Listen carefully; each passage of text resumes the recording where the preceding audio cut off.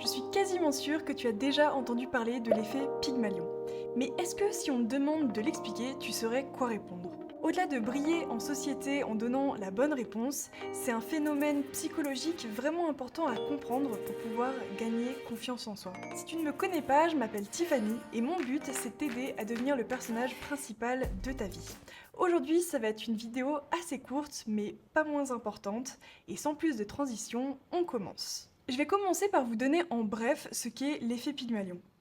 En gros, c'est un phénomène psychologique où nos attentes envers une personne peuvent influencer positivement ou négativement ses performances. Pour que ce soit plus clair, je vais vous faire un petit schéma. Les croyances des autres envers nous causent leurs actions, ce qui renforce nos croyances sur nous-mêmes et qui influence nos actions envers les autres. Elles ont alors un effet sur les croyances des autres envers nous et ainsi de suite. Et tout ça, ça a été découvert par le psychologue Robert Rosenthal. Il y a une étude qui est très parlante, qui a été menée donc par ce psychologue Robert Rosenthal et une directrice d'école, Lénore Jacobsen, autant pour moi. Le but de l'étude, c'était de vérifier si les élèves pouvaient être impactés par les attentes de leurs professeurs. Ils ont donc fait passer un test de QI à chaque élève et ensuite ils se sont débrouillés pour que ces résultats tombent mystérieusement entre les mains des professeurs.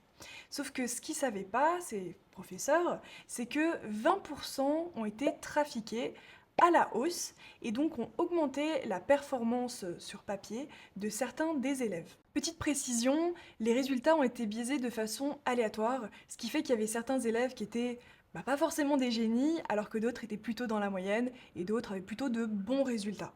Toute cette petite mascarade a eu pour cause de biaiser les enseignants, qui ont finalement apporté un peu plus de considération et d'aide aux élèves qui pensaient être intelligents. Au-delà de ça, à la fin de l'année, ils ont repassé le test de QI, et ceux qui ont eu un meilleur accompagnement et plus d'encouragement de la part de leurs professeurs ont vu leurs résultats augmenter. Ils ont gagné en performance, ce qui démontre que les attentes des professeurs envers leurs élèves a un réel impact. Cette étude explique parfaitement pourquoi c'est aussi important de s'entourer de personnes qui sont positives, qui vont te soutenir, qui vont t'encourager et à l'inverse qui vont pas te rabaisser ou envoyer des ondes négatives. Mais si c'est bien de s'entourer de personnes qui sont positives, c'est aussi bien de l'être soi-même. Parce que effectivement, ce que tu renvoies va jouer un rôle sur ce que les autres vont te renvoyer. Si vous comprenez bien ce concept, normalement, vous devez vous dire qu'il y a peut-être une ou deux personnes dans votre entourage qu'il faudrait peut-être éviter de voir trop régulièrement, voire complètement éliminer de votre vie. Et quand je dis ça, je sais que c'est pas facile, je sais que ça peut paraître même un petit peu dur, mais en fait, si vous voulez pouvoir vous améliorer et avancer, eh bien c'est quand même plus simple si vous n'avez pas de boulet accroché à votre pied. Même si l'image est terrible, c'est un peu ça en vérité. Après, si c'est des personnes qui sont vraiment très importantes pour vous, vous n'êtes peut-être pas obligé de les éliminer complètement.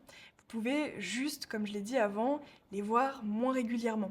Par exemple, si c'est un membre de votre famille, que ce soit votre maman, votre papa ou peu importe, si cette personne a tendance à être assez négative, à critiquer, à avoir peur, à angoisser pour un rien, eh bien, elle va vous transmettre cette négativité et vous n'en avez pas forcément besoin.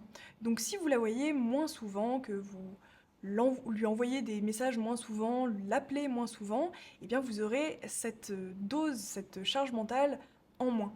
Maintenant, s'il y a quelqu'un qui a besoin de votre aide, vous ne devez pas refuser de l'aider. C'est pas ce que je suis en train de dire, mais simplement savoir ce que vous voulez et faire les choix en conséquence. Aussi, si vous vous lancez dans un nouveau projet, je vous conseillerais au début de le garder pour vous. Même si, encore une fois, c'est dur parce qu'on a envie de le partager avec les gens qu'on aime, eh bien malheureusement, ça peut avoir un effet assez différent de ce qu'on avait imaginé.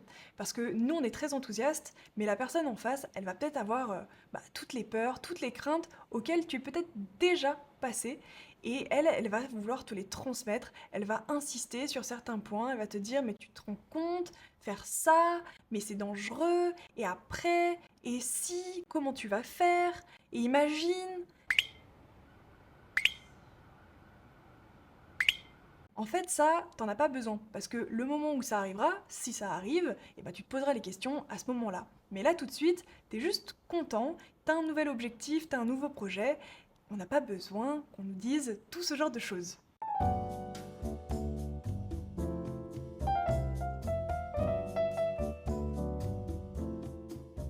Donc même si c'est dur, au début, garde pour toi tes idées et tes projets, et puis tu auras encore plus à raconter quand tu te seras déjà lancé, que tu seras déjà passé au travers de certaines choses, et que tu pourras, eh bien, démonter, entre guillemets, les arguments des personnes négatives. Si vous souhaitez en savoir plus, vous retrouverez en description un récapitulatif détaillé de toute l'étude. C'est très intéressant, je vous invite vraiment à aller jeter un petit coup d'œil. Je vais terminer cette vidéo avec une citation de Marcel Pagnol qui résume parfaitement tout ce que je viens de vous dire et que je trouve très pertinente.